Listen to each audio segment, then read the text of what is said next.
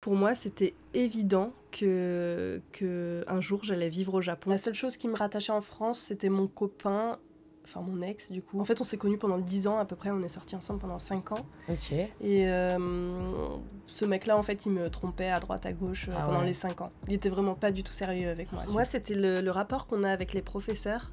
Surtout qui m'a un peu choquée ici. On m'a fait beaucoup de reproches par rapport à ma vie à côté des cours. Mon premier baito, c'était ici Japon. Ok. Et à l'époque, c'était Candy-san. Et du coup, je préparais des box de bonbons et tout, quoi. Et donc, j'en parlais avec mon professeur principal. Et ouais, il s'est clairement foutu de ma gueule en me disant ah lol, plus tard, tu feras ça. Du coup, tu vas... Oh, ça va être ça ta vie, ce sera faire des cartons de bonbons. C'est très très bien d'avoir un long congé parental, mais ça bouleverse beaucoup de choses au niveau... social, on va dire, et au niveau du travail. Bizarre parce que du coup, je connais tout dans la boîte, mais eux, ils me connaissent pas. Du coup, forcément, ça peut apporter des petits conflits. J'ai hésité moi aussi à rentrer en France. Ah ouais. Du coup, ouais. Okay. Mais c'était juste, en fait, ça s'est pile mis au moment où j'ai rencontré Mitsu. On s'est rencontrés grâce à Ici Japon. À l'époque, tous les deux, on était en couple. Et en fait, c'est à ce moment-là qu'on s'est rapprochés, tous les deux. Ohio! Bonjour à tous et bienvenue dans un nouvel épisode de Tokyo Talk, l'émission qui t'aide à te faire ton propre avis sur le Japon. Ici, je donne la parole à mes invités qui vont te raconter leurs folles histoires.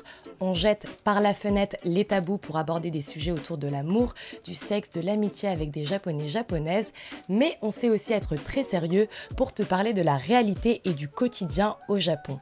Tokyo Talk, c'est l'émission qui te donne des tips pour apprécier ton voyage au pays du soleil levant. Alors merci d'avoir cliqué sur ce nouvel épisode et bonne écoute. Aujourd'hui, je suis avec Fanny. Fanny, comment tu vas? Ça va très bien. Merci beaucoup. Merci d'avoir accepté l'invitation. Merci de m'avoir invitée surtout. Ça me fait très plaisir que tu sois là. Aujourd'hui, dans ce nouvel épisode, j'aimerais qu'on parle ensemble de ta vie. Ça fait un peu plus d'un mois que tu t'es lancée sur YouTube, que tu nous partages ton quotidien en vidéo, en vlog. Et justement, j'avais envie de te découvrir un petit peu plus, d'en savoir plus sur ton parcours et surtout en savoir un peu plus sur les motivations qui t'ont poussé à déménager au Japon. En fait, à travers cet épisode, j'aimerais rendre accessible aux personnes qui nous regardent ou qui nous écoutent une immigration au Japon, et c'est également l'occasion de te découvrir à travers un nouveau format. Du coup, ma première question, Fanny, c'est est-ce que tu peux te présenter pour les personnes qui nous écoutent et nous dire ce que tu fais dans la vie? Déjà, bonjour à tous. Moi, je m'appelle Fanny, j'ai 30 ans et ça fait 6 ans cette année que j'habite au Japon. Donc, en fait, moi, j'ai toujours été passionnée par le Japon depuis vraiment toute petite. C'est quelque chose qui était en moi. Et je pense que j'ai eu des influences par rapport peut-être à la télé, peut-être Pokémon. Peut-être, on n'est pas sûr. Voilà. Même des images dans les livres, des choses comme ça, qui ont fait que ça a façonné en moi vraiment une passion pour ce pays. D'accord. Et donc, pour moi, c'était évident que un jour, j'allais vivre au Japon. Et en fait, j'ai tout fait pour pouvoir venir vivre au Japon. Ok, c'est trop génial. Okay. J'ai vraiment tout fait pour, dont mes études, par exemple. Okay. Dès le lycée, donc moi, je viens du sud de la France. À la base, je suis née à La Ciotat. J'ai vécu jusqu'à mes 15 ans à La Ciotat. Okay. Et après, j'ai déménagé à Marseille, ce qui m'a permis de pouvoir approcher la langue japonaise. À Marseille? Ouais, à Marseille. Alors déjà, il y a un lycée à Marseille qui donne des cours de japonais, mais moi, j'ai pas pu m'inscrire là-bas, malheureusement, il n'y avait plus de place. Mais par contre, il y a une association franco-japonaise à Marseille qui donne des cours... Ok, et du coup, tu as commencé l'apprentissage de la langue à partir de ce moment-là. J'ai commencé du coup vers mes 17 ans, je pense. Ok. Attends. Je sais même plus. Oui, non, si, c'était ça. C'était en terminale, du coup, j'avais 17 ans quand j'ai commencé. Et c'était dans le but, en fait, d'intégrer une fac de japonais après. Ok, trop stylé. Et c'est ce que j'ai fait parce que je suis allée à l'INALCO après. Ok. Justement, ça va, les questions, je vais te poser des questions par rapport à ça. S'il y a des personnes qui, justement, voudraient un petit peu suivre ton parcours. Tu nous le disais, ça fait 6 ans que tu habites au Japon, mais est-ce qu'avant de franchir le pas, tu étais déjà venue en vacances, en voyage ici? Et du coup, j'ai une petite question. parce que ça peut intéresser aussi les personnes qui nous regardent. Comment tu faisais quand tu venais en voyage au Japon pour avoir Internet? Parce que c'est vraiment la question que les gens vont me poser sur les réseaux, etc. Alors ça, c'était la galère, hein. Franchement, déjà la première fois que je suis venue au Japon, j'avais pas internet, tout simplement. Je suis partie toute seule, juste avec mon téléphone et du coup pas du tout accès à internet. Et deuxième fois, j'avais pris un pocket wifi, mais qu'est-ce que c'était cher. C'était tellement cher et ça marchait pas spécialement bien. Donc voilà, les fois où je suis venue au Japon, c'était avec pocket wifi. Ouais, pareil pour moi, même encore, il y a peut-être... Attends, c'était avant le confinement. J'étais venue au Japon, c'est pareil, ma mère, elle avait loué une pocket wifi, c'est galère, c'est quand même assez cher aussi. Et surtout, tu dois renvoyer ta pocket wifi à l'entreprise à laquelle tu l'as louée. Heureusement, aujourd'hui, les amis, on a des nouvelles solutions et c'est pour ça que je vais vous parler du sponsor de cette vidéo. Si jamais vous souhaitez voyager au Japon avec Internet cette fois-ci, vous pouvez télécharger l'application Ubigi. Ubigi, du coup, c'est une application qui vous permet de télécharger des eSIM. Vous avez plusieurs abonnements. Donc, vous pouvez le choisir en fonction de la durée de votre séjour et de votre consommation Internet. Tous les achats sont rechargeables directement sur l'application. Donc, vous pouvez carrément acheter votre abonnement en France et une fois que vous atterrissez au Japon ou dans un autre pays d'ailleurs, parce que l'application, je le rappelle ici, est disponible dans plus de 200 destinations. En fait, vous pouvez avoir directement Internet. Du coup, il n'y a pas de galère une fois que vous arrivez à l'aéroport. Je préconise pour ma part 10 GB si vous venez pour 2 semaines, mais si vous êtes des gros consommateurs, il y a un nouvel abonnement data illimité que je préconise également, mais encore une fois, c'est comme vous le souhaitez. Je le rappelle, mais ça fait plusieurs mois que je travaille avec Ubigi, j'en ai eu vraiment que des bons retours, c'est ce que je conseille également à mes amis dès qu'ils viennent au Japon. Du coup, vous pouvez également leur faire confiance. Si jamais ça vous intéresse, j'ai un petit code promo pour vous, c'est Anatitude en majuscule et vous pouvez bénéficier de 10% sur tous les abonnements. Du coup, profitez-en. Intéressant. D'ailleurs, nous on utilise aussi Ubigi, quand on va en France, ouais. Ok, c'est ce que... Ouais, vous êtes rentré en France pour des vacances. Quand on rentre en France en vacances, du coup, on utilise ça. Ouais, parce que vous avez pu vos oui, sims, on n'a plus de forfait français, donc... c'est clair, et moi je vais faire la même chose parce que je rentre dans 2 mois, en France, et C'est fou comme c'est beaucoup plus intéressant que de prendre un pocket wifi, quoi. C'est surtout hyper pratique, quoi. C'est trop pratique. Moi, les pocket wifi, j'arrivais à l'aéroport, mais du coup, tu es obligé de te connecter, tu sais... Attends, déjà, t'es obligé d'aller chercher le pocket wifi. C'est ça, et t'as pas internet. Du coup, tu sais pas où c'est. C'est trop galère. C'est clair. Du coup, encore une fois, les amis, n'hésitez pas à profiter des 10% grâce au code Anatitude. Fanny, j'aime bien poser cette question à mes invités parce que je trouve que, tu sais, ton expérience au Japon, elle dépend aussi un petit peu de ta personnalité. Est-ce que toi, tu te situes plus du côté introverti ou extraverti ? Moi, introvertie. Ah ouais ? Complètement introvertie, ouais. Ok. Et par rapport justement à ce que tu viens de me dire là, est-ce que ton expérience au Japon, comment tu l'as trouvée ? Moi, j'ai trouvé très cool par rapport à mon introversion, tu veux dire. Très très cool en fait, parce que je sais pas comment trop expliquer ça d'une manière claire, mais quand t'es introverti au Japon, il y a tout qui est fait pour toi. Je sais pas comment l'expliquer, mais même les gens autour, j'ai l'impression que c'est comme si tout le monde était introverti en fait. Et tu vois, je te comprends. Tout le monde se laisse de l'espace. Ouais, je te comprends totalement. Et justement, tu vois, tu viens de dire un truc hyper intéressant. Tout est fait pour toi quand tu es un peu introverti. Mais ma question, c'est est-ce que c'est pas du coup difficile pour rencontrer des personnes ? C'est vrai que par exemple, tu vas au restaurant. Moi, les premiers restos que j'ai fait toute seule, c'est au Japon. Parce que je ressens aucune honte. Moi aussi, tu vois, justement, c'est mon petit moment. Il y a un petit ramen à côté de chez moi. Je kiffe trop aussi d'aller toute seule. Oui, c'est normal d'aller seule au restaurant ici. C'est trop bien. Mais c'est vrai que maintenant que j'y pense, quand on va en France, pourquoi c'est la honte d'aller au restaurant seul ? T'as vu, hein. Moi, j'y arrive pas parce que je sens que les gens... En fait, je sens que le regard des autres est différent. Là où au Japon, les gens, ils s'en fichent. Et en France, je sais que les gens vont se dire, mais... Pourquoi elle est toute seule ou ça fait de la peine parce que même moi, hein, tu sais que quand je vais au resto en France avec des potes et que je vois une personne toute seule, automatiquement dans ma tête, je me dis oh la pauvre. C'est trop drôle. Mais t'as vu, mais c'est... Je sais pas pourquoi. Alors qu'au Japon, pas du tout. C'est trop normal au Japon. Au Japon, genre, pas du tout. Enfin, on te remarque même pas, quoi. Ouais, c'est clair. Non, mais je te jure. Et j'ai une autre petite question aussi. C'est quoi tes passions dans la vie? Mes passions? Ouais. Alors, je suis passionnée par l'urbex. Ok. L'exploration urbaine, j'adore ça. Visiter des lieux abandonnés, prendre des photos, filmer. C'est vraiment une de mes passions. Malheureusement, je peux pas trop en faire depuis que je suis devenue maman parce que ça peut être dangereux et j'ai un peu peur des risques. J'ai peur de me faire mal ou de me faire attraper par la police, tout simplement, parce que c'est pas légal, hein, disons-le. Et sinon, autre passion, les animaux aussi. Et le Japon. Voilà. C'est mes 3 passions. Ok, trop bien. Et c'est quoi elle se trouve où ta safe place? Ma safe place, chez moi. Est-ce que t'en as une? C'est chez toi? Ah bah oui, complètement. Tu peux nous expliquer pourquoi? Ah bah, chez moi, c'est ma petite bulle d'amour avec ma famille, tu vois. C'est complètement chez moi. Du coup, c'est chez toi au Japon? Chez moi au Japon, ouais. Ok.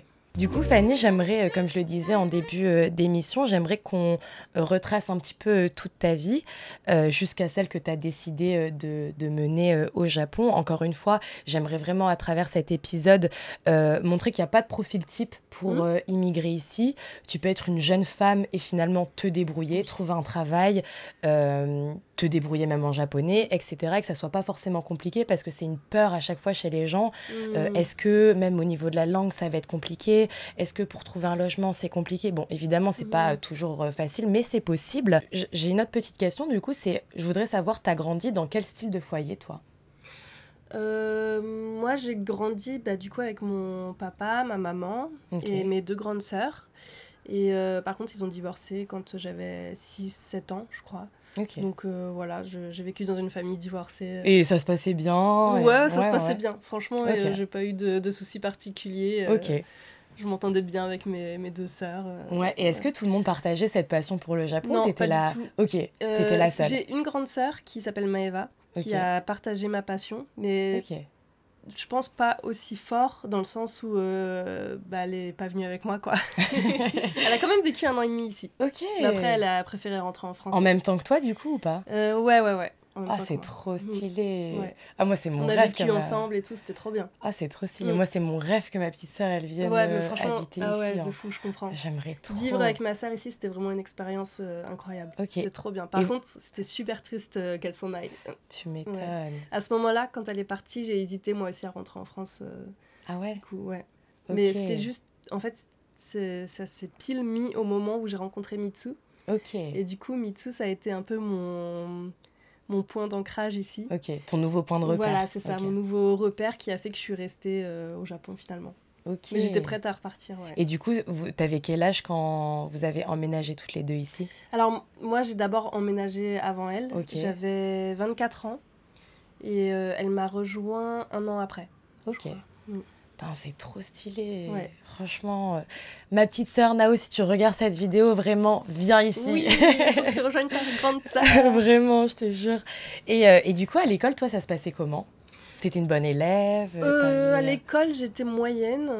Et moi, j'ai pas très très bien vécu ma scolarité dans le sens où je m'ennuyais beaucoup. Ah ouais, Et j'avais pas envie de faire d'efforts parce que je trouvais ça injuste d'être à l'école alors que je voulais aller m'amuser dehors. En gros, c'est comme ça que ma scolarité s'est passée. Et sinon, non, j'avais vraiment du mal à me mettre...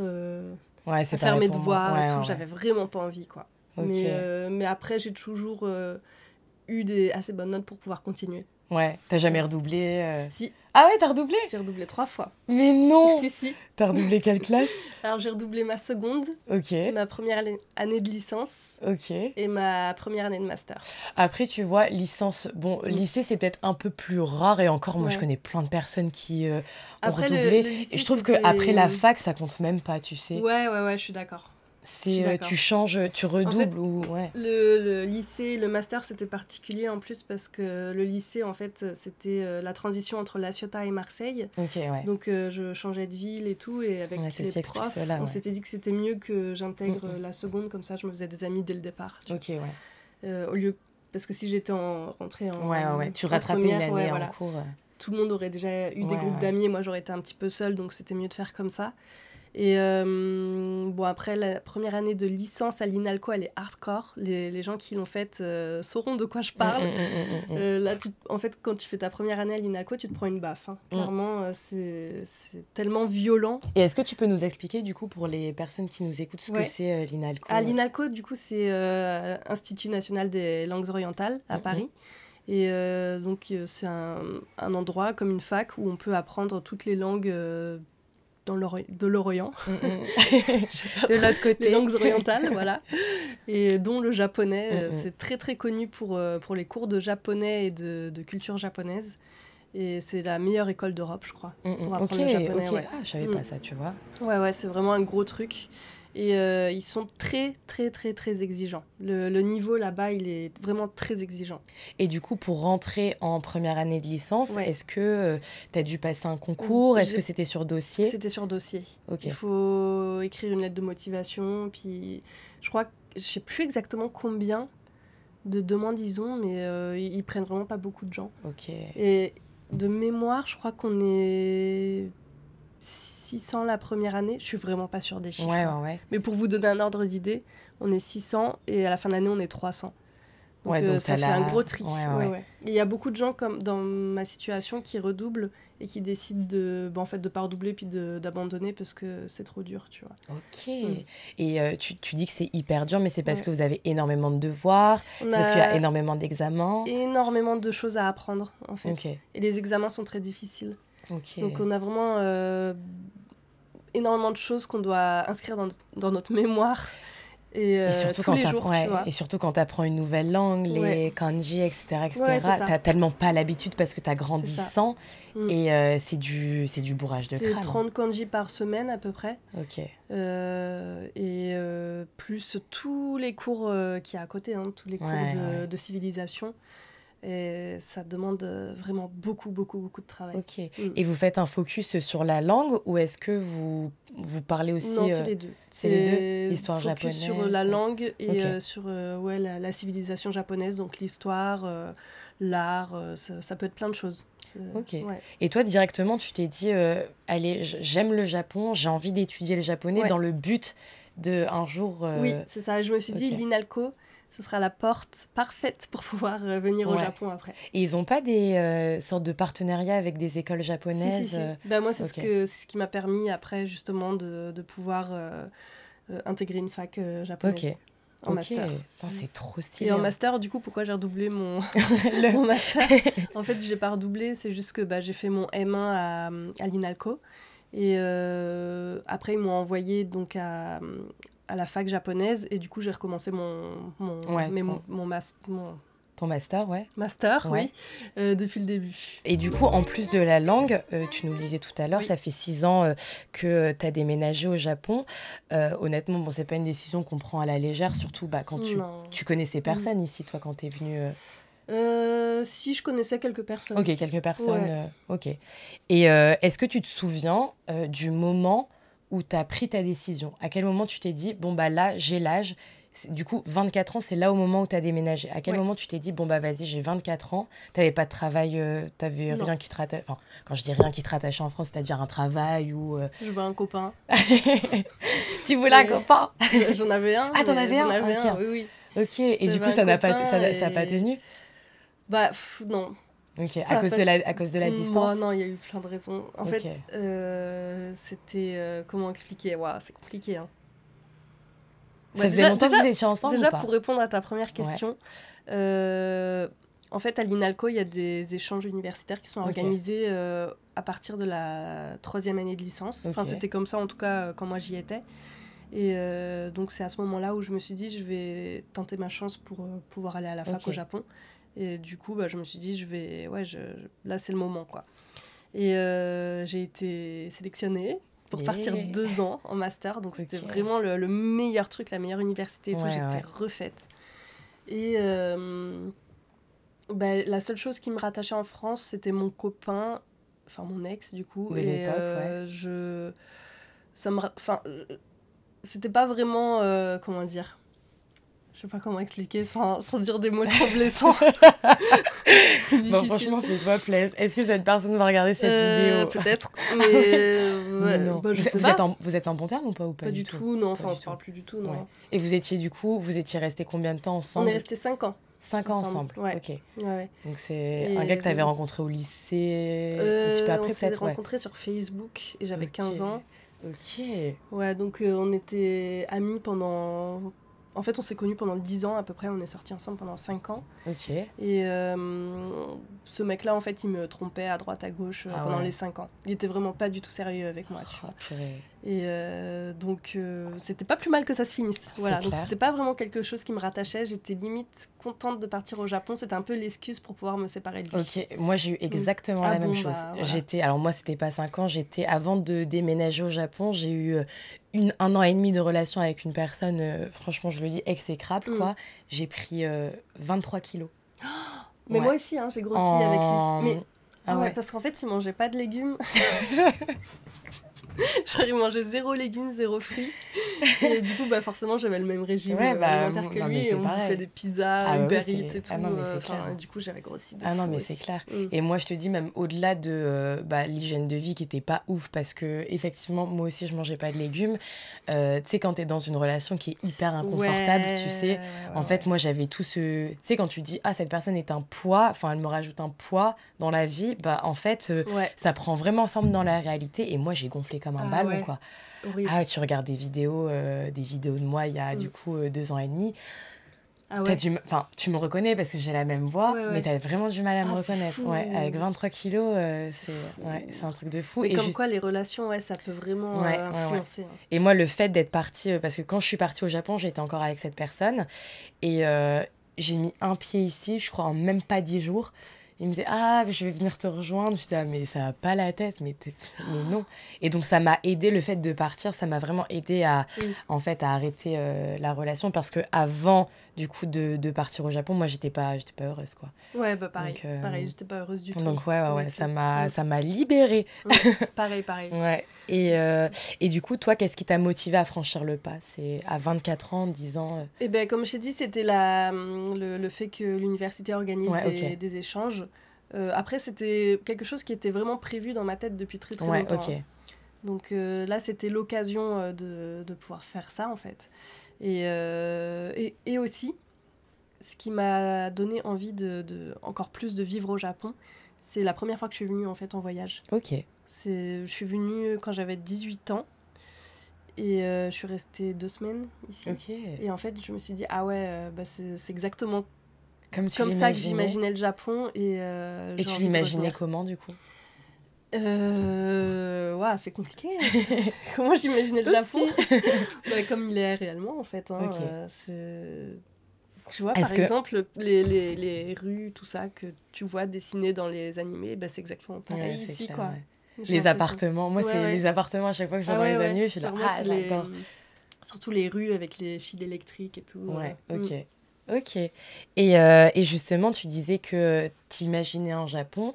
Maintenant que tu vis, est-ce que il y a des aspects justement de la vie au Japon auxquels tu t'attendais pas, que ça soit positif ou négatif et si oui, est-ce que tu peux nous en parler?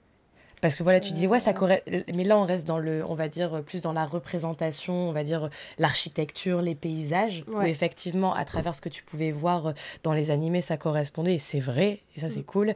Parce que même, j'ai un pote, du coup, qui me disait, que je voyais encore hier, qui me disait, mais j'ai l'impression d'être tout le temps dans un manga, quoi. Ouais. Et à chaque fois qu'il regarde une rue, il me dit, mais j'ai l'impression d'être dans un manga, j'ai l'impression d'être dans un manga. C'est ce que ça me faisait aussi la première fois que je suis venue. Ouais. Et du coup, là, on va dire, c'est plus sur l'aspect je vis, culturel. Est-ce qu'il y a des aspects auxquels tu t'attendais pas et qui t'ont surprise? C'est compliqué comme question. Je sais. Mais par exemple... En fait, je me suis tellement habituée à la vie ici maintenant que c'est compliqué de trouver des choses qui me surprennent. Tu vois, moi, par exemple, si tu veux, quand je suis arrivée au Japon, moi, il y a un truc où je me suis dit, ok, je pensais pas que c'était comme ça. c'est surtout, je trouve, les amitiés, où je pensais pas que c'était aussi différent que mes amitiés en France. Ouais. Je me suis vraiment dit, tu sais, je suis arrivée, pas niaise, mais je me suis dit, ok, bah moi je vais en share house, meilleure décision de ma vie pour me faire des potes japonais. Là où tu vois, toutes les personnes que j'ai rencontrées hors share house, bah c'est un peu plus compliqué. Et ça m'a surprise. Comment ils gèrent leur amitié. Tu vois, moi, j'en avais parlé dans l'ancien podcast, d'ailleurs avec Joris, si vous ne l'avez pas regardé, hop, il va apparaître juste ici. Et en gros, je disais, oui, moi, je me suis disputée avec un de mes potes japonais, un de mes meilleurs amis. Et en gros, c'est quand moi, j'ai dû lui reprocher quelque chose que lui m'a fait, lui aussi avait des choses à me reprocher, mais c'était 6 mois avant, tu sais. Et il a attendu que je lui reproche quelque chose pour me reprocher quelque chose. Et bon, bah du coup, on a eu pas une dispute, parce que je me dispute pas avec les gens, mais on a réglé nos comptes. Et là où moi, je pensais que c'était OK, bah lui, il a eu besoin de 6 mois pour digérer. Ah ouais, truc de fou. Ouais, de ouf. Et au final, en parlant, tu sais, avec les gens de mon entourage, etc., et bah, c'est vrai qu'à partir du moment où il y a des confrontations avec des Japonais, bah, tu vois, c'est très rare, même limite, que ça se rafistole après. Là où moi, j'ai eu une discussion avec lui il n'y a même pas 10 jours, et on a mis carte sur table, etc. Mais tu vois, je savais pas que, tu sais, il faut prendre tout le temps des pincettes. Et ça, c'est un aspect de mon quotidien au Japon que je n'avais pas forcément réalisé. Là où tu vois, par exemple, mon côté des fois extravagant, il peut choquer. Tu vois.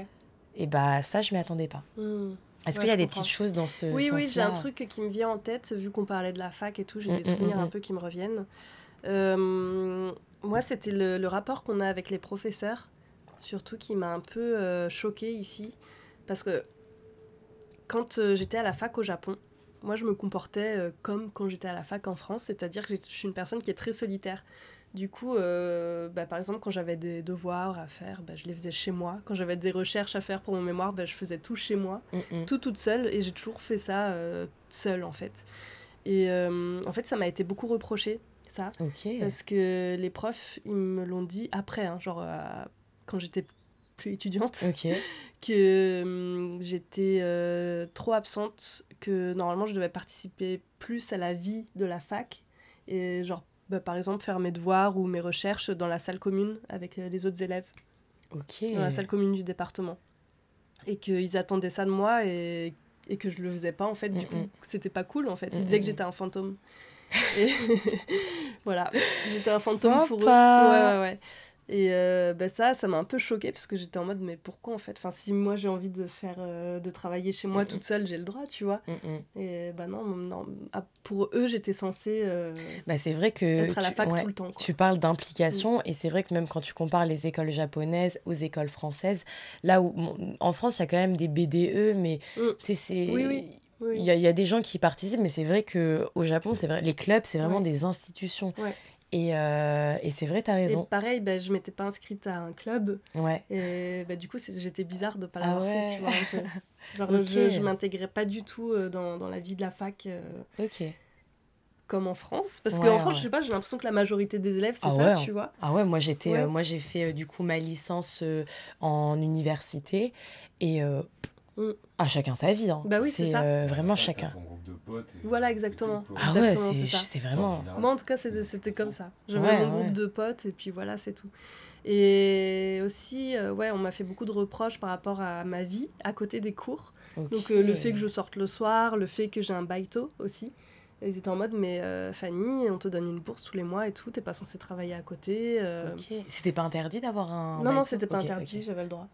Mais ça... Parce que je sais qu'il y a certaines universités japonaises qui interdisent d'avoir un baito. Moi, c'était pas interdit. Et je me souviens de mon professeur principal qui s'était moqué de moi, en me disant...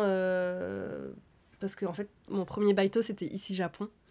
Et à l'époque c'était Candy-san et du coup je préparais des box de bonbons et tout quoi. Et donc j'en parlais avec mon professeur principal et il s'est clairement foutu de ma gueule en me disant ah lol plus tard tu feras ça, du coup tu vas ça va être ça ta vie, ce sera faire des cartons de bonbons quoi, bravo. Tu vois des fois les gens... Tu savais je suis restée chez eux du coup. Tu savais mon pote. Ah, Mais c'est ouais, clair. c'était beaucoup de réflexions comme ça sur ma vie perso qui m'ont étonnée en fait. Alors que les profs en France, ben, jamais ils se permettront de dire quoi que C'est ce soit clair. si t'as un boulot étudiant ou quoi que ce Ouais, soit. c'est Tu vois. clair. Ouais. Ok, donc les professeurs, ils s'immiscent quand même Oui, dans ta vie. les professeurs se sont beaucoup immiscés dans ma vie, à tel point que Ça t'a même pas mis mal à l'aise? une fois, Parce que moi, je trouverais ça hyper je comprenais oppressant, pas. tu En fait, vois. sur le moment, je comprenais pas ce qui se passait. Et c'est en prenant du recul des années après que je me disais, oui, en fait, bah, ils se sont comportés de la sorte parce que c'est comme ça que ça se passe au Japon, tout simplement, tu vois. Mais sur le coup, j'étais très très mal à l'aise. Ouais, c'était Ah, tu horrible. m'étonnes. Un jour, je me suis blessée au genou assez violemment. J'ai dû aller à l'hôpital et tout. Et mon prof principal, quand il l'a su, donc peut-être 3 à 4 jours après, il est venu me chercher chez moi en Ouf. voiture. Ok. Et il m'a amenée dans un autre hôpital, dans une autre clinique, alors que j'avais déjà été soignée et tout. Ok, mais Histoire de, quoi. tu savais qu'il venait ou il est venu random sans te prévenir? Il a envoyé un message à ma coloc pour me dire que bah, là, il était sur le chemin qui venait, quoi. Enfin, j'avais pas le choix, en fait, tu vois. Et il était pas amoureux de toi? Non, pas du Ok, tout. Alors, ok. pas du tout. Pas Ok, du tout. ok. Ça, on pourrait interpréter ça comme ça, je Ouais. comprends. Ouais. Mais pas du tout, c'est comme ça que ça se passe ici. Ok. C'est un débat. Et quand tu y penses, tu te dis c'est cool en vrai quand t'es au courant que ça se passe comme ça, tu vois. Et en fait, ça me fait penser à quelque chose. Moi, j'ai une amie, bah, Faustine, je sais pas si tu vois. Et je sais pas, je connais une Faustine, mais je sais pas si on parle de la même. Et bah, qui était aussi à la fac au Japon. Et là où tu vois, alors il me semble que c'était sa prof, si je dis pas de bêtises, sinon elle me rectifiera et je mettrai un petit commentaire. Mais tu vois, bon là ça s'est super bien passé, mais avec une de ses anciennes profs, il me semble, parce qu'en tout cas, la japonaise avec qui elle va dîner très régulièrement, etc., elle est prof. Et bah tu vois, elle a une super relation, limite de copine, alors que c'était sa professeure. Je sais plus si je dis pas de bêtises, bon, elle me dira et je lui demanderai. Mais c'est vrai que tu as cette proximité qui n'existe pas forcément. Mais j'y repense d'ailleurs, ce prof-là, il nous avait déjà invité plusieurs fois au restaurant et tout avec ma coloc. Et pareil, je trouvais ça trop bizarre en fait. Alors qu'avec mes yeux de maintenant, je sais que c'était gentil et que c'était bienveillant. Bah, c'est vrai qu'après, à l'époque, je le vivais vraiment mal. Hein. Et je pense que là où tu vois, nous en tant que peut-être nana vivant en France, en tout cas, je vais parler pour moi, tu me dis si tu me rejoins sur cet avis-là, c'est que moi, tu vois, déjà, quand je suis en France, un homme qui est sympa, je suis un peu en mode... Exactement. Attends, il veut quoi? Non, mais c'est exactement ça. Tu vois? Là où, au Japon, tu sais, moi, je me suis déjà fait payer des verres et tout. Bon, je pense qu'il y a toujours un... Oui. Mais tu sais qu'il n'y a rien de malveillant profondément, où tu sais que c'est pas dangereux, ou que... Pour ma part, tu vois. Oui, totalement. Là où vraiment, en France, je me dirais, il y a une intention qui est mauvaise derrière, parce que j'ai pas forcément confiance aux personnes en France, aux Français, en tout cas aux mecs, tu vois, pas plus...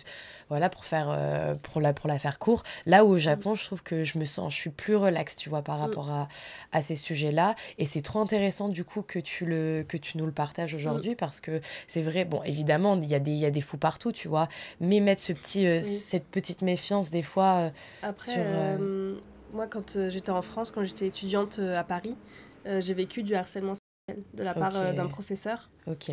Et je pense que j'avais eu cette expérience-là juste avant de venir au Japon, ce qui a fait que du coup j'étais hyper méfiante. Ouais, je comprends. Et c'est pour ça que j'ai eu cette vision aussi de méfiance par rapport à mes profs japonais. Alors que, je comprends. Moi aussi. Bah, alors, c'était pas un homme, c'était une femme, mais moi j'étais en terminale et je me suis fait harceler sévère par ma prof en terminale. Horrible. En gros, je la fais vraiment court. Hein. Je crois que j'en ai jamais parlé. Bon, mes parents, ils savaient tout.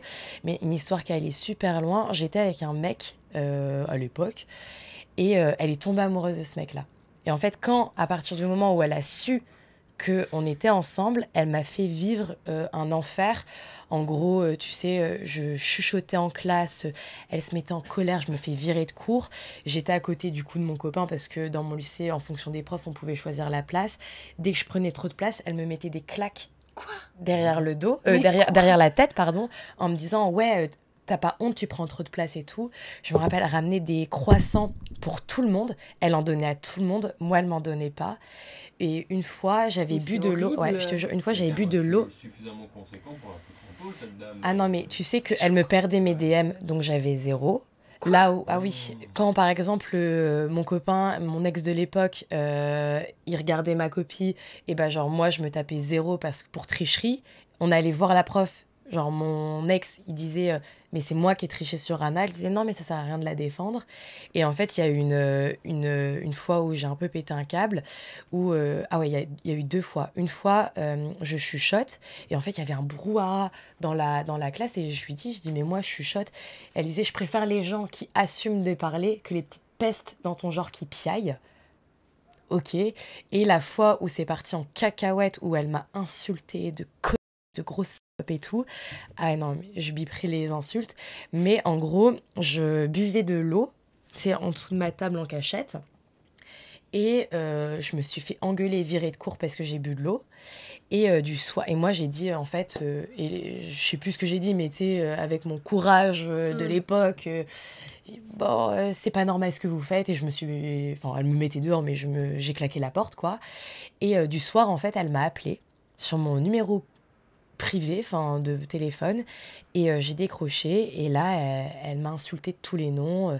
Elle a commencé à c'est Annabelle, oui, c'est Madame. T'es bien belle, t'es bien mimi, mais quand on est aussi on ne trouvera jamais un travail. Et là, elle est partie dans toutes les insultes. Je suis descendue, j'ai mis en haut-parleur. Mes parents, ils étaient choqués. Mon père, il pensait que c'était un message vocal. Parce que, tu sais, on pouvait même pas la couper parce que tellement elle déblatérait des insultes. Ah, c'était chaud, hein. Je suis ultra Ah ouais, choquée. ouais. Ouais, Mais vraiment. elle n'a pas fini en prison? Non, parce que bah, mon père, enfin mes parents lui ont donné 3 rendez-vous qu'elle n'a pas honorés. Du coup, on a vu le principal de l'établissement. Et tu sais, quand t'es jeune, tu sais, t'es un peu en mode t'oses pas dénoncer. Ouais, mais je n'osais pas non plus dénoncer et tout. Parce qu'il me demandait, il me posait plein de questions. Est-ce qu'elle était sous emprise de l'alcool et tout. Ouais. Moi, je me suis dit, bah ouais, elle était complètement bourrée. Mais je me suis dit, si elle dit ça, ça sera de ma faute qu'elle perd son emploi. Et tu sais, t'as tendance à te dire, ouais, mais c'est de ma faute, j'ai pas envie d'avoir la responsabilité qu'une femme de cet âge-là, elle perde son... Pourquoi de cet âge-là, elle était âgée? Ouais, elle avait, je pense, la cinquantaine. Et je me dis, c'est peut-être plus difficile de trouver un nouveau taf, surtout quand t'as un dossier d'harcèlement. Ouais, mais tu vois, il y a des trucs auxquels tu penses, quand tu t'es vois. jeune comme ça. C'est ça, t'as pas le recul. Là où aujourd'hui, je laisserai jamais passer ça, je me dirais, bah, écoute, je voudrais pas que ça arrive à quelqu'un d'autre. Ah ouais, non, mais elle me faisait de la pub dans les salles de classe, elle me faisait passer pour une tricheuse. Bon, effectivement, j'avais triché à l'époque. C'est une vieille petite anti-sèche. Mais du coup, c'est parti en scandale autour de tous les professeurs, etc. Il y a des professeurs, du coup, qui étaient potes avec elle. Ou dès que je passais des examens, je devais être toute seule. Donc, c'était la honte. Tu sais, on faisait changer... C'est horrible. Genre, moi, j'angoissais dès que j'avais des examens parce que je savais que j'allais me taper la honte parce que le prof... Enfin, il y avait une prof de philo et elle, en gros, me mettait toute seule et je devais prendre mes cahiers, changer. C'est humiliant. C'est hyper humiliant. Ouais, c'est hyper humiliant. L'école en France, c'est quelque chose. Hein. Moi, il y a une personne qui fait ça à ma fille, mais je la fous en tôle. Hein. Ah ouais. Non, mais je me bats jusqu'à la moelle pour qu'elle finisse en tôle. Ah mais tu m'étonnes, hein, tu m'étonnes. Mais moi, je te dis, enfin, en fait, le truc, c'est comme j'étais... tu sais, moi, même mes parents remontaient comme des pendules. Ouais. Mais tu sais, quand t'es enfant, t'as pas envie... qu'il se passe un truc même pour tes parents. Du coup, j'étais non, mais vous énervez pas, sinon je vous parle plus, vous me foutez pas la honte. Tu sais, t'as ce truc où si tes parents ils s'énervent, tu vas te taper la honte. Tu vois. Donc, moi, je me rappelle, je disais ça à mes parents, je disais non, mais papa, tu t'énerves pas, sinon je te jure, je te parle plus. Tu vois, il y avait. Donc, c'est dur hein, quand t'es parents. C'est dur. Hein. Tout à l'heure, tu parlais de ton taf actuel avant de parler des amours, parce que j'aimerais aussi aborder le sujet avec toi. Je sais, tu nous disais que tu bossais à Ici Japon Corp. C'est quoi ton poste actuel? C'est community manager. Ok. Et tu kiffes? Ouais, je kiffe. Du coup, t'es passée de baito, tu faisais... Alors, je suis passée de... je vais pas vous faire la liste de tout ce que j'ai fait ici au Japon, parce que ça n'en finirait plus. Mais oui, j'ai commencé en baito, du coup, petit boulot étudiant de 28 heures par semaine. Et du coup, t'as postulé comme ça, alors, un petit mail. fait, Tev, il avait fait une vidéo sur sa chaîne principale, ici Japon, où il disait que... en gros, c'est marrant parce que Tev, quand il fait des recherches d'emploi, à l'époque en tout cas il faisait ça, il mettait des vidéos sur sa chaîne qui n'avaient rien à voir. Genre là, la vidéo c'était, il présentait un produit Barbie, genre un carrousel Barbie. Et quand tu le suis, tu sais qu'il faut regarder la vidéo jusqu'à la fin parce que c'est... Ok, il y aura un petit truc. Parce qu'il y a un truc, c'est pas normal qu'il parle de ça, tu vois. Okay. Et du coup, à la fin de la vidéo, il disait, oui, bon, sinon, si j'ai fait cette vidéo, c'est parce que je cherche une nouvelle personne pour travailler chez nous et tout, machin. Et c'était 1 mois après que je sois arrivée au Japon. Du coup, je me suis dit, vas-y, j'ai un visa de 2 ans, j'habite au Japon, donc je corresponds au profil recherché. Et j'ai envoyé mon CV, puis il m'a contacté direct, et c'était bon. Ok, trop stylé. J'ai passé un entretien d'embauche là-bas, en japonais, avec lui et Akiko. Mais non. Si. C'est pas l'angoisse. Si, c'était l'angoisse. Surtout, déjà, t'as la double angoisse, enfin triple même, parce que déjà, tu vas passer un entretien d'embauche, tu vas rencontrer la personne dont t'es fan, et en plus, c'est en japonais. Donc, triple angoisse. Mais ça s'est super bien passé, ils étaient adorables. Ok, trop cool. Et du coup, j'ai commencé chez Candy-san, je préparais les commandes. Et petit à petit, après, j'ai fait du SAV, surtout, du service après-vente, toujours en baito. Et après, j'ai été embauchée donc, à la fin de mon master chez eux en temps plein. Ok, et là, du coup, actuellement, tu es du coup sur YouTube. Encore une fois, n'hésitez pas à regarder les vidéos de Fanny. De toute façon, ta chaîne, elle sera en description. Ouais. Et donc, tu es sur YouTube et tu bosses à Ici Japon Corp. C'est pas compliqué de cumuler les deux ou Si, c'est très compliqué. Niveau emploi du temps, c'est parce hardcore. Que t'es maman, donc job à temps plein. J'ai pas le temps, hein. Franchement, j'ai le temps de rien du tout. J'ai l'impression que ma vie, c'est que du travail, en fait. Et ça va, du coup, t'es fatiguée ou Non, bizarrement, je suis pas fatiguée. Ok. J'arrive à tenir le rythme sans problème, mais c'est vrai que c'est intense. Du coup, oui, je suis presque en temps plein chez Ici Japon. Je fais 36 heures par semaine, je crois. Et en plus de ça... Oui, c'est un temps plein en France. Ouais, en France, ouais. Au Japon, c'est 40 heures, temps plein. Et à côté de ça, j'ai ma chaîne YouTube. Donc, je travaille dessus principalement le samedi. Donc, je tourne pendant toute la semaine, mais après, je fais mon montage le samedi et elle sort le samedi soir. Et c'est intense. Du coup, je travaille 6 jours par semaine, quoi. Et justement, du coup, c'est pas ta dernière vidéo, c'est l'avant-dernière.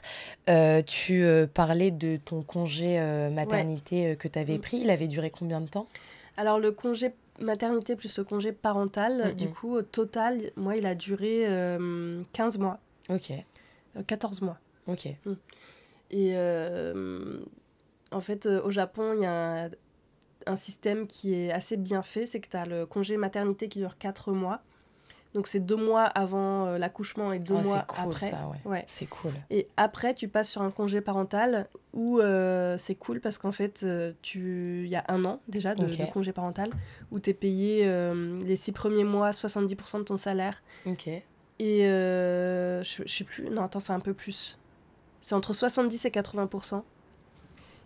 Et les 6 derniers mois, 50% de ton salaire. Et tu peux le rallonger de 1 an. Donc c'est trop bien, en fait, ton congé parental, il peut durer jusqu'aux 2 ans de ton enfant. Et j'ai une petite question, Mitsu, il a pris aussi son congé paternel ou pas ? Non, parce que lui, il est en freelance. Ah ok, donc il a son compte. Il n'y a pas ces aides-là quand tu es freelance. Et justement, le fait d'être jeune maman et du coup de prendre le temps de t'occuper ton bébé, est-ce que ça... Parce que tu en parlais un petit peu dans ta vidéo et c'est pour ça que je te repose la question aujourd'hui. Est-ce que ça a affecté tes relations, qu'elles soient au travail et sociales ? Et si oui, comment ? Oui, du coup, comme j'expliquais dans ma vidéo, c'est génial d'avoir un congé parental long. C'est trop bien, franchement, c'est une bénédiction, clairement. Et pourquoi tu l'as pas rallongé encore plus ? Parce qu'en fait, ça tombait en avril, et avril, c'est la rentrée pour les enfants. Donc, j'avais pas trop le choix. C'était soit je l'inscrivais en avril, soit il fallait attendre avril de l'année d'après, mais du coup, j'aurais plus eu d'aide financière ni mon congé parental, donc j'aurais perdu mon travail. Enfin, ça aurait été... j'avais pas trop le choix, Et... du coup, forcément, c'est très très bien d'avoir un long congé parental, mais ça bouleverse beaucoup de choses au niveau social, on va dire, et au niveau du travail, parce qu'il y a tout qui change, en fait. Il y a tout qui a le temps de changer sur 1 an et demi, tu vois, forcément. Par exemple, au travail, toute l'équipe, elle a changé à Ici Japon. Vu que c'est une entreprise qui est jeune, y a beaucoup de gens qui passent, qui partent, qui arrivent et tout. Et du coup, moi, quand je suis arrivée, pratiquement Ouais, t'as tout le monde... découvert... Ouais, c'est ça. Ouais. Même pour l'intégration, ça doit être... Bah ouais, c'est ça. c'est En fait, compliqué, c'était quoi. assez particulier dans le sens où je suis la plus ancienne employée, là, en ce moment, ici, Japon. Mais, enfin, la plus ancienne employée francophone, parce qu'il y a des japonaises aussi qui sont plus anciennes que moi dans la boîte. Et d'un côté, je suis arrivée après mon congé parental et j'étais comme une nouvelle, en fait, parce que personne ne me connaissait. Et puis, je venais d'arriver pour eux. Donc, forcément, bizarre, quoi, tu vois. Bizarre parce que, du coup, je connais tout dans la boîte, mais eux, ils me connaissent pas. Du coup, forcément, ça peut apporter des petits conflits et tout, tu vois. Mais après, j'ai de la chance que ça va, ils sont gentils et tout. Et c'est ça, est-ce que tu t'es sentie aussi comprise? Parce que, tu vois, c'est pour ça que j'aborde le sujet, parce que je trouve ça hyper... Enfin, le message, il est quand même hyper important. Tu vois, toi, en tant que jeune maman, les complications aussi que ça peut engendrer, même si, évidemment, t'as ta petite fille, c'est ta petite chérie, etc. Mais il y a des aspects où, tu vois, comme moi, je te le disais en off, où j'ai regardé ta vidéo et je me disais, oh, c'est vrai, il y a des trucs auxquels on ne pense pas. Tu sais, ouais. Mais c'est quand on est vivant, de toute façon. C'est ça. Et en fait, quand tu les expliquais, je me suis dit, oh, j'ai trop envie qu'on en parle dans le podcast, parce qu'il y a peut-être d'autres personnes aussi qui pourraient, du coup, être au courant que finalement, quand t'es maman, en fait, aussi, t'as plein de nouvelles choses de la vie que tu dois aborder. Tu la vois justement sous un prisme différent. Au travail, effectivement, surtout dans ton cas où tu arrives dans une entreprise où tu étais là depuis longtemps et limite tu es obligé un peu de refaire tes preuves, ou dans une équipe qui est nouvelle, alors que tu avais de base toute la légitimité, tu vois. Et je comprends que ça puisse être compliqué, tu vois. Et ça devrait pas être un fardeau parce que tu es maman, tu sais. Donc un peu de compréhension, tu sais. Est-ce que les gens de ton entourage, que ça soit au travail ou de ton entourage, ils ont pu comprendre que, même tu le disais aussi un petit peu dans ta vidéo, que tu sais, tu as moins le temps de, par exemple, voir les gens, de répondre aux messages, etc. parce que tu es occupée. En plus, là, tu as ton job, tes vidéos, ta fille. Évidemment, il faut que tu penses aussi à toi, tu as aussi ton chéri. Donc, est-ce que tu trouves que les gens de ton entourage, de ton travail, etc., ils comprennent, ou c'est encore, tu as l'impression que vous êtes encore sur un autre fuseau? On est sur un autre fuseau. Ouais, oui, mais c'est normal. Après, je leur en veux pas, parce que c'est normal, en fait. On n'est pas du tout dans le même stade de vie. C'est clair. Eux, ils viennent d'arriver au Japon. Ils ont encore des étoiles plein les yeux et tout. Et ils s'en foutent un peu de leur nouvelle collègue qui vient d'arriver, qui est occupée et tout, tu vois. Et aussi, truc chiant, c'est que... vu qu'elle vient d'entrer en crèche, ma fille, elle est souvent malade. Donc ça aide pas.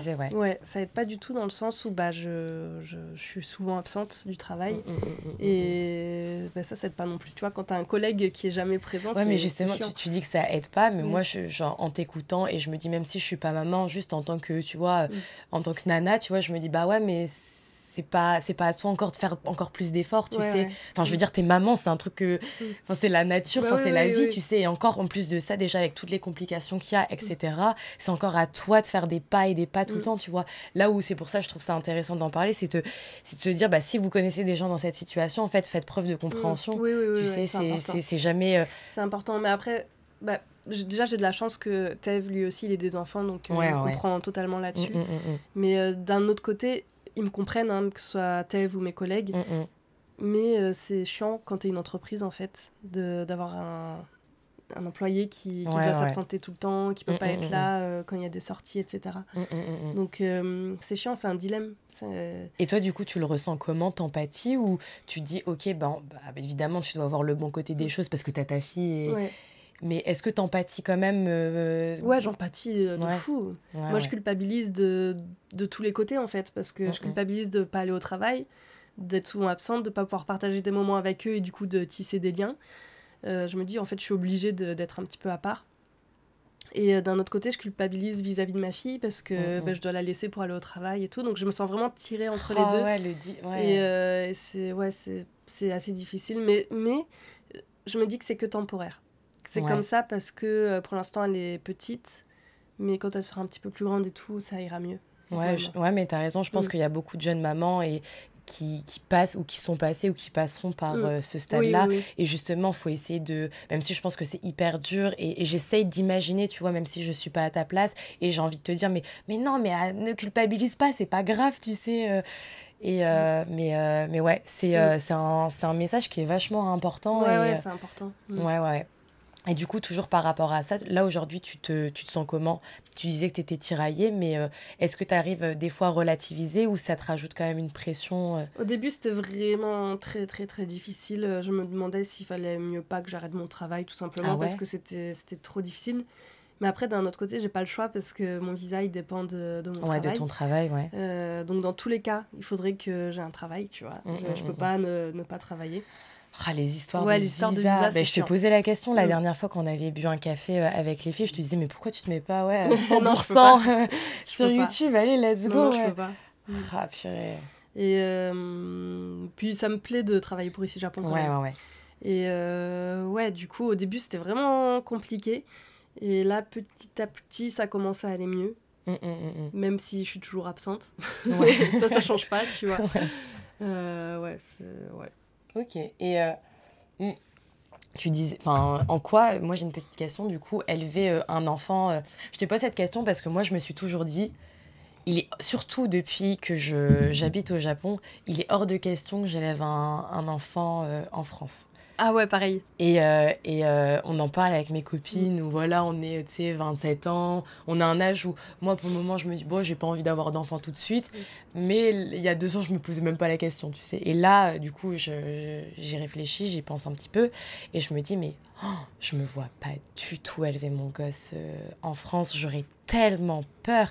Et moi, je suis le genre de nana, tu sais, qui aime bien aussi regarder les trucs en mode les émissions un peu de Daron, ça commence aujourd'hui, moi aussi. Où tu sais, les nanas, elles racontent la babysitter qui a sauvé le bébé, le voisin qui a touché mon enfant, et machin. Et en fait, tu te dis, mais même c'est trop dangereux la France, quoi. Et en quoi, du coup, ma question, c'est en quoi c'est mieux d'élever, ou moins bien, je sais pas, d'élever un enfant ici? Mais déjà, ici, on n'a pas la culture de la punition, contrairement à la France. Ouais.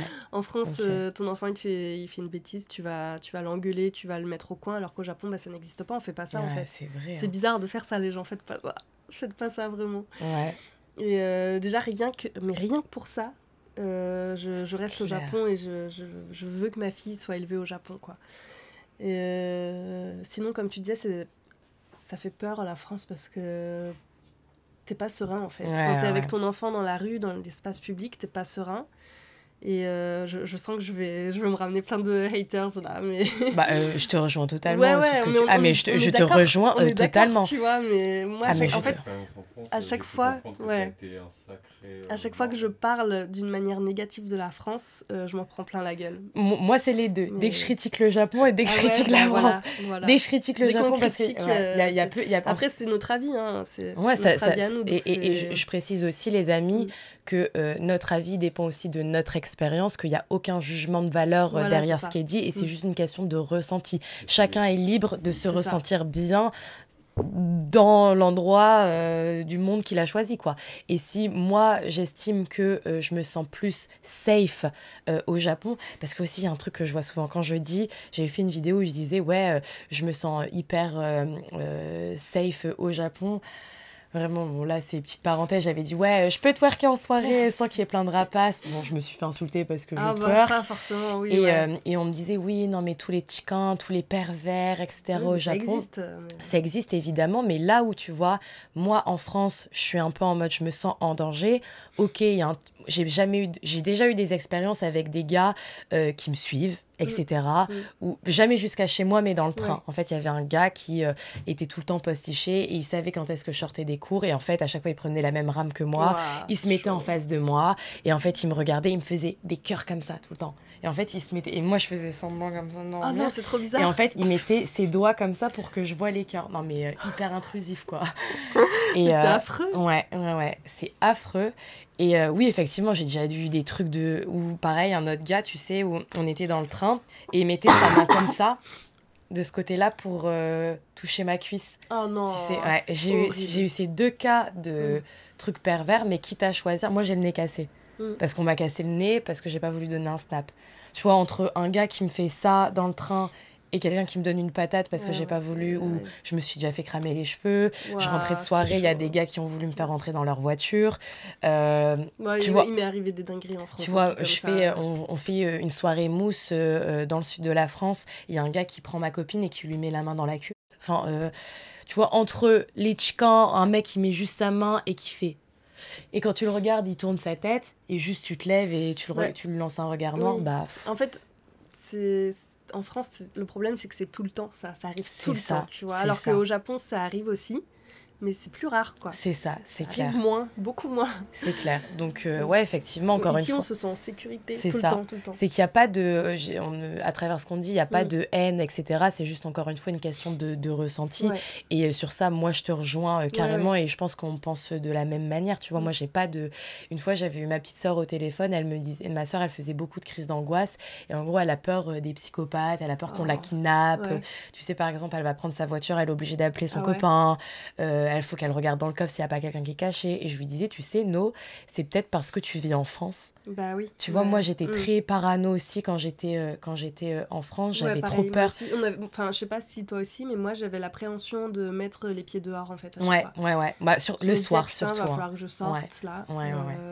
Je vais encore me faire emmerder. Ouais, c'est clair. Je vais encore avoir la haine. Ouais, c'est clair. Moi, je te dis, je faisais mes courses, des gars, tu passes pas tant que tu...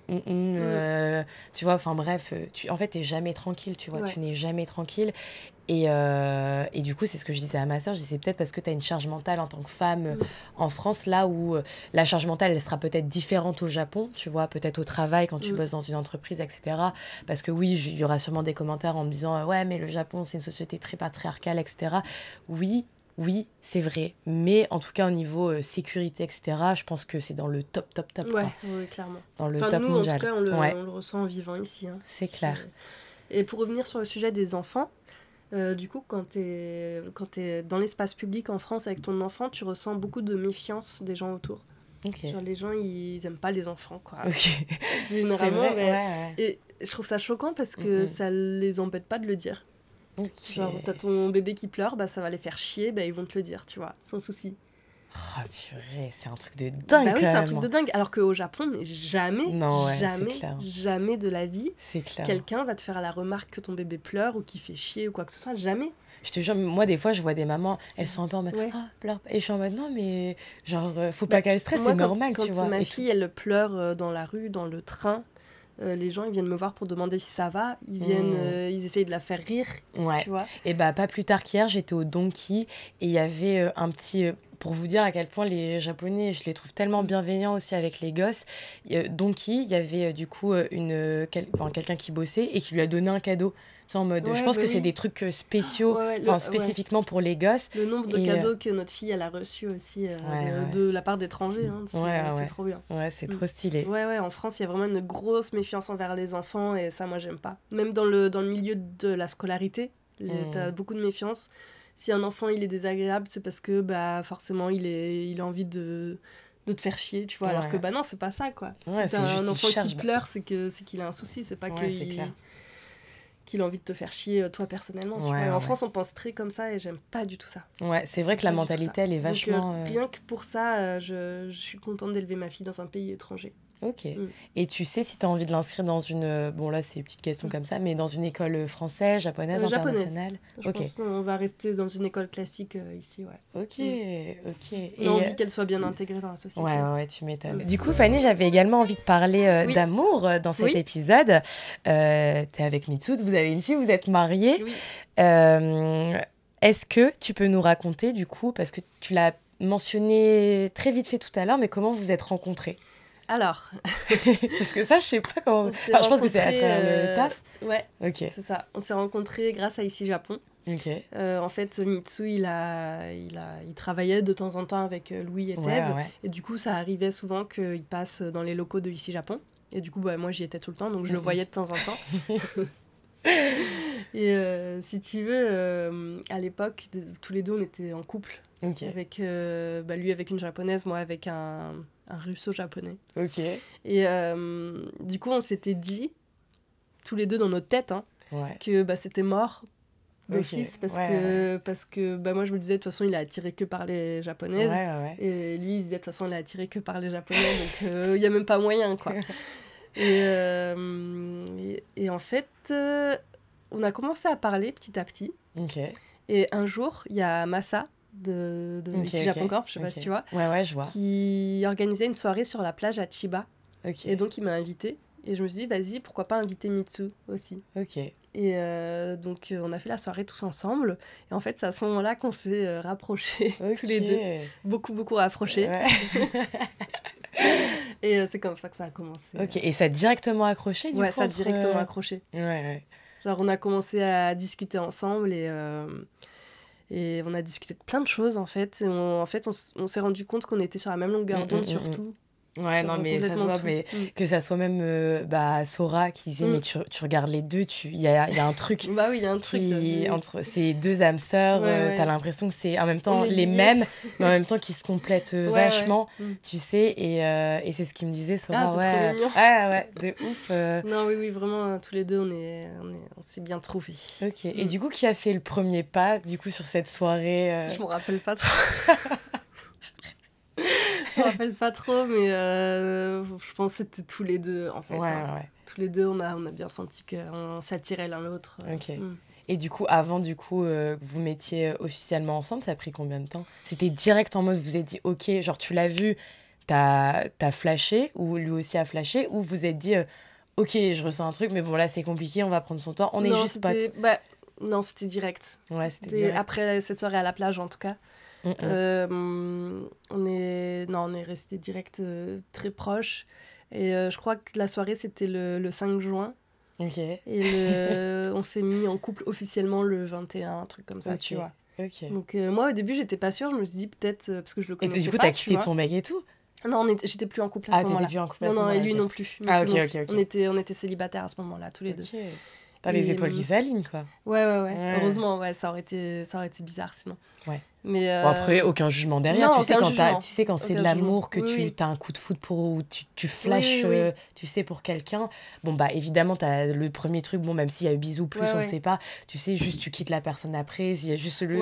pour moi, des fois, quand t'es en couple... Ouais, mais je me serais pas permise de l'inviter et tout, tu vois. Si j'avais été en couple, j'aurais pas pu. Mais des fois, je me dis le temps de faire l'administratif. Tu sais. Donc, ok. Non, du coup, moi, au début, j'étais persuadée que j'allais pas l'intéresser, tu vois. C'était genre, ce mec était beaucoup trop bien pour moi, parce que je suis tombée que sur des merdes avant. Hein. Et lui, il était parfait. Beaucoup trop bien. Je comprends cette sensation. Et du coup, je me suis dit, jamais il sera intéressé par moi, c'est mort et tout. Donc ça a pris 2 semaines, et puis en fait, je me suis rendu compte que, si, il était intéressé par moi et tout. Et je pense qu'on est tombé amoureux hyper vite, en fait. Ah, c'est trop beau. Et du coup, qu'est-ce que t'as kiffé chez lui ? Tout, vraiment. Tout. Non, mais vraiment tout, en fait. Ah, t'es trop mignonne. Non, mais c'est vrai, vraiment. La personnalité, le film. Tout. Son odeur, tout. Je comprends. Genre, vraiment, quoi. Ah, je comprends de fou. Parce que c'est un peu ce qui m'arrive en ce moment, du coup, je suis là... Non, c'est trop cool. Et est-ce que t'as un souvenir en particulier avec lui qui t'a marqué ou pas ? Un petit moment que vous avez partagé ensemble. Ouais, il y en a plein en fait. Et si ça fait pas si longtemps que ça qu'on est ensemble, hein. Ça fait que 3 ans. Oh, ça commence. Hein. Oui, ça commence, mais on est mariés, on a déjà un enfant et tout. En 3 ans, c'est quand même... Bah, tu sais, quand c'est la bonne personne... c'est ça, tu le sais. Moi, mes parents, ils m'ont eu au bout d'1 an. Ah oui, voilà. Ils se sont mariés, du coup, parce que ma mère est japonaise, donc il fallait se marier et tout, et ils se sont mariés... dans la foulée, quoi. Mais donc, et au final, c'est un couple, ça fait du coup 28 ans, plus, je crois, qu'ils sont ensemble. C'est trop bien. Mais donc, tu le sais, hein, quand ça arrive, tu le sais. Ouais. Moi, mon père, il a vu ma mère, c'était en soirée, et ma mère, je crois qu'elle parlait, si je dis pas de bêtises, avec un de ses amis, et mon père a vu ma mère, il a fait, elle, c'est la femme de ma vie. Elle, c'est la femme de ma vie, je vais me marier, je vais avoir des gosses. Trop mignon. Ah ouais, non, mais vraiment, et tu vois, encore aujourd'hui, ils sont ensemble, tu vois. Ah, c'est trop mignon. Non, mais... un modèle pour des mecs. Donc, y a pas... moi, je dis tout le temps, il n'y a pas de... Tu vois, à part quand tu blesses des gens, etc., et que tu vois, enfin, pas tu le fais volontairement, tu vois, tromper parce que t'en as rien à foutre et que tu respectes pas la personne, ok, ça c'est grave, tu vois. Ouais. Mais si tu trompes parce que t'es tombée amoureuse et que tu fais les choses bien de l'autre côté, tu t'excuses et hop, t'as envie de recommencer quelque chose, tu vois, ça dépend carrément de comment c'est fait, tu vois. Donc, ouais, si t'as ton meilleur souvenir avec lui, c'est quoi? Bah, j'ai envie de dire mon accouchement. C'est basique, hein, mais vraiment, c'est le plus beau jour de notre vie à tous les deux, je pense. Donc, et ça s'est bien passé, du coup, ton accouchement? Ouais, ça s'est bien passé. Ça s'est bien passé, c'était long. Le premier accouchement, généralement, c'est long, tu vois. Le mien, il a duré 20 heures. Mais c'est une expérience positive, quand même. J'ai souffert et tout, mais... T'as pas fait de péridurale et tout? Si, j'en ai fait une. Oui, si. J'ai quand même attendu 4 heures avant de la faire, donc j'ai souffert le martyre pendant 4 heures. Purée, ouais. Et après, au bout d'un moment, j'ai eu tellement mal que je l'ai demandé. Mais à la base, je voulais accoucher sans. Ok. Et puis, je me suis rendu compte que c'était pas possible, ça prenait trop de temps et tout. Mon col, il s'ouvrait pas. Ouais, ok. Et genre, enfin, je vais pas rentrer dans les détails, hein, mais il devait faire des manipulations qui sont vraiment très, très, très, très douloureuses quand on n'a pas la péridurale. Et du coup, j'aurais demandé à ce moment-là. Ouais. Bah ouais, ça sert à rien de souffrir le martyre. Ouais, c'est ça. Je voulais pas que l'expérience elle soit trop douloureuse non plus, tu vois. Ok. Et non, ça s'est bien passé. Et la naissance de notre fille, je pense que c'est le plus beau souvenir qu'on a partagé ensemble. Ok. Ouais. Et au Japon, du coup, tu parles d'accouchement, ça se passe comment? C'était pas compliqué? Tous les papiers, est-ce qu'il y avait des gens qui... Bon, vous parlez japonais, mais tu sais, des fois, t'es fatigué, c'est compliqué des fois de switch. Est-ce qu'il y a des gens qui parlent anglais ou c'est... Non, c'est assez compliqué. Anglais, faut aller dans des cliniques spécialisées, je pense. Ou nous, dans la clinique où on allait, il y avait une interprète qui venait. Donc, il y a des services d'interprètes comme ça. Ouais, ça existe quand même, tu vois, heureusement. Mais nous, on n'a pas eu besoin parce que Mitsu, il parle très, très bien japonais. Moi, je comprenais tout. Juste parfois, quand je voulais poser des questions et tout, Mitsu, il m'aidait parce que je connaissais pas tous les termes médicaux. Mais non, du coup, on n'a pas galéré niveau langue. Et tout le processus, ça paraît assez compliqué, je pense, si tu connais pas le japonais. Mais si tu sais parler, normalement, ça va, en fait. C'est très simple. Ok. J'avais aussi entendu des trucs en mode de, si tu vas accoucher au Japon, tu dois économiser peut-être 10 000 €, un truc comme ça, parce que c'est payant. Ça dépend, en fait. Ça dépend si vous allez dans une clinique... Par exemple, pour vous montrer, nous, notre expérience, comment on a fait. Nous, à l'époque, on habitait à Katsushika, donc c'est dans le nord-est de Tokyo. C'est un quartier assez pauvre. Et là-bas, les cliniques, elles sont vraiment pas chères. Mais par contre, il n'y a pas de péridurale. Les chambres, c'est avec d'autres femmes. C'est des dortoirs, tu vois. Donc, en fait, les Japonaises, souvent, elles accouchent sans péridurale. C'est beaucoup plus rare ici de recevoir une péridurale qu'en France. Et donc, si vous allez dans ce genre de clinique qui est tout à fait bien, ça coûtera pas d'argent. Parce que, en fait, c'est à peu près 5 000 €. Tout compris, c'est pas vraiment 5 000 € parce que c'est plus... je crois que c'est 420 000 yens un accouchement. Donc c'est moins que 5 000 €. Ouais, c'est moins peut-être que 5 000 €. 2800 balles, 2800, 3 000 € à peu près, de base. Hein. C'est ça. Et vous avez le gouvernement de Tokyo qui vous rembourse 420 000 yens. Donc ça peut être gratuit. Tu peux même gagner de l'argent parfois selon la clinique où tu vas. Trop bien. Par contre, comme je l'ai dit, c'est sans péridurale, c'est chambre en dortoir, t'as pas... je pense que dans ces moments-là, t'as besoin de quand même ton confort. Ça dépend des femmes. Il y en a, ça leur convient, tu vois. Par exemple, Akiko, la femme de Tev, elle a accouché dans une clinique comme ça, sans péridurale. Attends, non, je dis des bêtises. Elle a eu une césarienne. Césarienne. Ok. Elle a eu des césariennes, donc si, forcément, elle a eu la péridurale. Pas le choix dans ce moment-là. Parce que, c'est vrai que si on te... Je crois que c'est pas une péridurale, même, je crois que c'est une... je sais plus comment ça s'appelle. Une anesthésie du bas du corps, quoi. Et oui, du coup, dans ces conditions-là, ça ne coûte pas d'argent. Par contre, si vous faites comme Mitsu et moi, que vous allez dans une clinique qui est plus dans le centre, qui est plus jolie, qui offre plus de services. Donc, par exemple, une jolie chambre. Moi, j'avais une chambre japonaise, tu vois. Oh, trop stylé. Avec la restauration. Ok, le repas. Le repas de l'hôpital, il était incroyable, vraiment. Mais je me suis régalée. Au Japon, on reste 5 jours pour un accouchement. Et pendant les 5 jours, j'étais dans le restaurant à 5 étoiles, tu vois. Ah, c'est cool. Donc tu peux payer cher, mais c'est une expérience que tu achètes. Ok. Et du coup, nous, on a payé 10 000 balles en plus. Ok, ouais, c'était à peu près ça. Si tu veux un truc un peu privé, etc., c'est le prix. Ok, et donc vous avez été remboursé ou pas, vous? Nous, parce que vous n'êtes pas si, on a eu les 420 000 yens du gouvernement de Tokyo. Ok. Et après, il y a d'autres aides aussi. Je ne me rappelle plus exactement, j'ai plus trop la mémoire, mais on a 100 000 yens en plus pour acheter des objets pour le bébé. Tu vois, genre un lit, une chaise haute, peu importe ce que tu veux. Bah là, ils veulent rebooster le taux de natalité. Du coup, ils sont là, les fêtes des bébés, on vous aide. C'est ça. Et donc, il y a pas mal d'aides par rapport à ça. Donc, non, ça coûte pas forcément plus cher. Et moi, j'ai une petite question aussi pour tu sais, ta fille, du coup, elle est née au Japon. Oui. Je sais que, du coup, au Japon, on est d'accord, il n'y a pas de droit, non, il n'y a pas de droit du sol. Et... Non, les Françaises, du coup, les Françaises, elles dépendent de mon visa. Du coup, avec Mitsu, vous vivez ensemble. J'aimerais savoir si le fait d'être un couple français au Japon, des fois, vous êtes confrontés à certains obstacles. Par exemple, tu disais, vous êtes mariés. Oui. Est-ce que pour se marier, vous êtes mariés au Japon aussi? Oui. Est-ce que, par exemple, pour se marier au Japon en tant que couple étranger, ça a été compliqué ou pas? Est-ce qu'il y a d'autres petites choses auxquelles, par exemple, je ne pense pas, qui sont plus compliquées à faire quand vous voulez vraiment vous établir ici, vivre ici? Déjà, c'est beaucoup plus simple si vous vous mariez avec un Japonais ou une Japonaise. Parce que vous aurez un visa, déjà, de base. Nous, on n'a pas de visa, donc on doit se débrouiller tous les deux, chacun de notre côté, pour avoir nos propres visas. Un travail, déjà, il y a ça. Ensuite, du coup, vous ne pouvez pas dépendre du visa de l'un et de l'autre. Mitsu pourrait dépendre du mien. Moi, c'est plus difficile pour moi de dépendre du sien.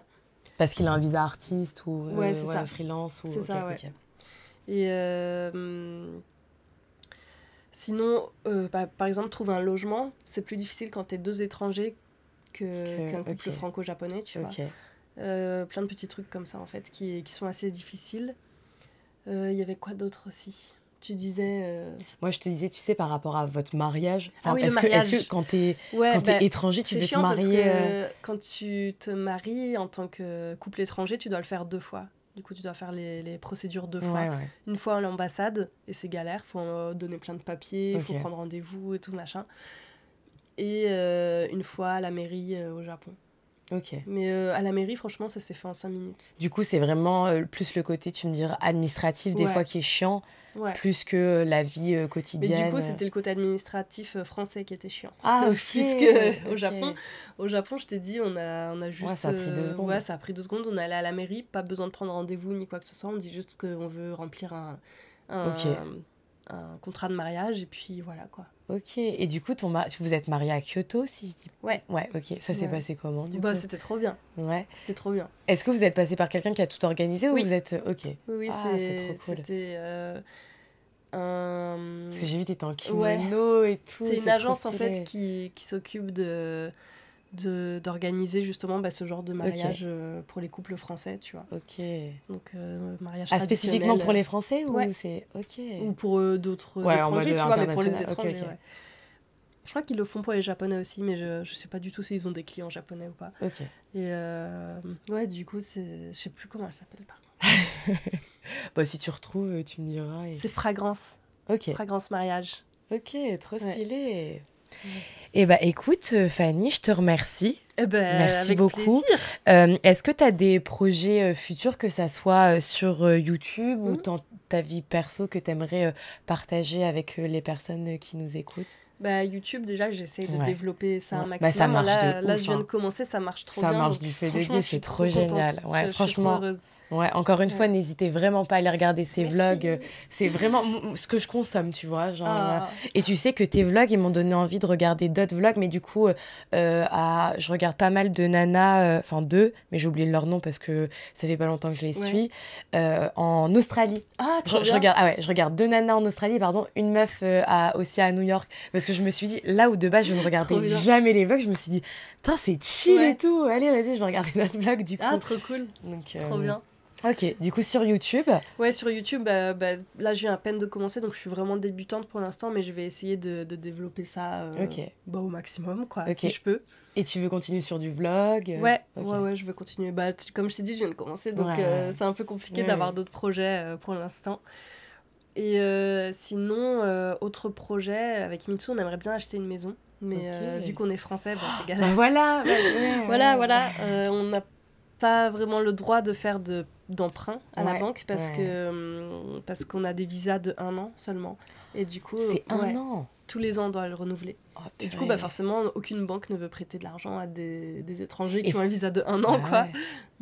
Ok, et c'est pas chiant, vous devez pas renouveler tous vos papiers et tout Si. Ah purée, la galère. Après, on le fait pas, on ne renouvelle pas tous nos papiers. Parce que c'est pas possible. Ouais, c'est trop chiant, ouais. Ok.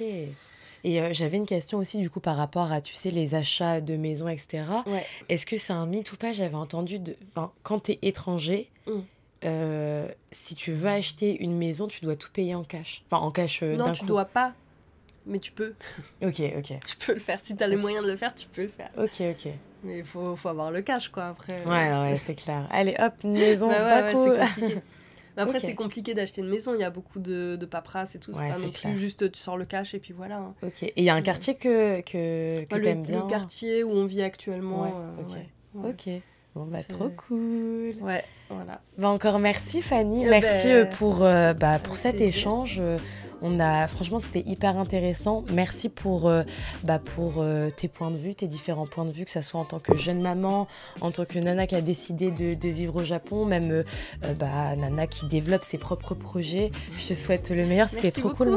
Merci encore une fois. Et les amis, n'hésitez pas à vous abonner à la chaîne parce que je ne le dis jamais, je crois que c'est la première fois ou peut-être deuxième fois sur les 10 premiers épisodes que je vous demande d'appuyer sur le petit bouton, mais n'hésitez pas. Abonnez-vous, oui. Allez, des bisous. Bisous. Salut. Oui, bye. Trop bien. C'était trop bien. Ouais. C'était trop cool. passé vite. Ouais, c'est passé vite.